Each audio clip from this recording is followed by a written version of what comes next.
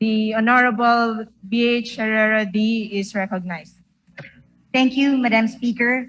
Madam Speaker, I welcome the filing of these franchise bills of Manila Water and Maynilad as they reflect what I have been advocating since 2010, that the water concessionaires are indeed public utilities. As public utilities, their functions are of significant importance to the public and the consumers. As such, my office has studied these bills thoroughly and hereby manifest the following to be on record. First, I would like to put on record that after 2037, when the revised concession agreement between the government of this current administration and the concessionaires expire, the passage of these bills must not unduly extend the terms of their concession. As such, these concessionaires must, as a matter of law and public policy, be on the same ground as any other potential service providers and must participate in the bidding to be conducted by MWSS or the Water Regulatory Commission should the bill seeking the creation of such be passed. Should these concessionaires do not win the bid, then the company truly deserving of a franchise shall be issued one by Congress. So nililinaw ko po, after 2037, kailangan sumali pa rin po sa bidding ang dalawang concessionaires na to kung gusto po nilang matuloy ang kanilang pangkisa. Kung sila po ay hindi manalo sa bidding, baliwala na po ang prangkisang ibinigay sa kanila after 2037. Second, as it has been established, at ito po ay kinumpirma ng dalawang authors natin na si Congressman Pido Garbin at si Congressman P.D. Barsaga, at nagpapasalamat po ako sa kanila sa pagbibigay sa akin, pati kay Speaker, ng pagkakataon na mabigay ang aking manifestation na ito.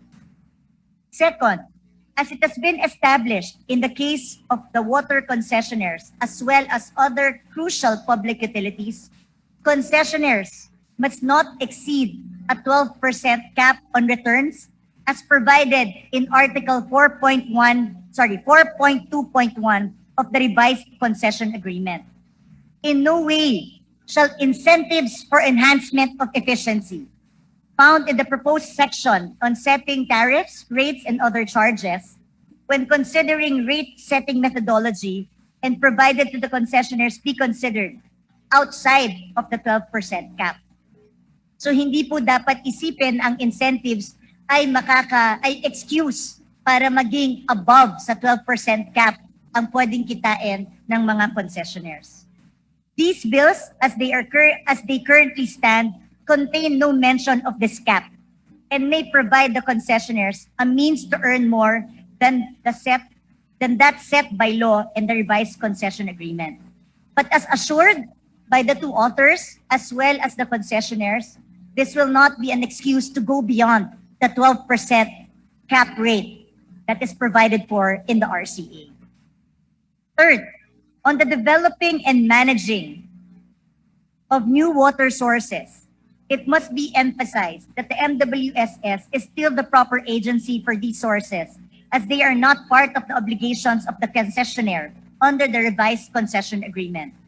If there are new water sources that the water concessionaires wish to tap or engage in, they can do so only with the approval of MWSS or its legal successor if and when the Department of Water or the WRC bills are passed into law. Furthermore, on entering into bulk water agreements, the same is under the sole authority of the MWSS Regulatory Office for its mandate. Fourth, as these are now under legislative franchise, we must impose proper repertorial requirements of the concessionaires to Congress. Annual reports are clearly not enough, and by the time these are reviewed, crisis may have already gripped the country. I must emphasize that the reason for being of these water concessionaires is the water crisis the country faced in previous years. And as we have seen only a few years ago, our people suffered water shortages during the hottest months of the year. Hence, strong and efficient congressional oversight is necessary and further advantages to the people as their elected representatives are tasked with the review of the franchises given to the water suppliers. Finally, the revised concession agreement is the work product and hard work and diligence of the Department of Justice, as the President wanted, in seeking to concretize the true and stringent safeguards and proper reforms in the regulation of water concessionaires.